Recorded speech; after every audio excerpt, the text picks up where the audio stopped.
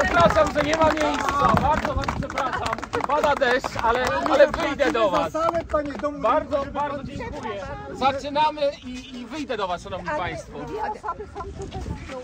Czy można by było pani chyba przekazać? Postaramy się. Dzień dobry. Bardzo dziękuję, że państwo jesteście. Bardzo dziękuję. Wezmę.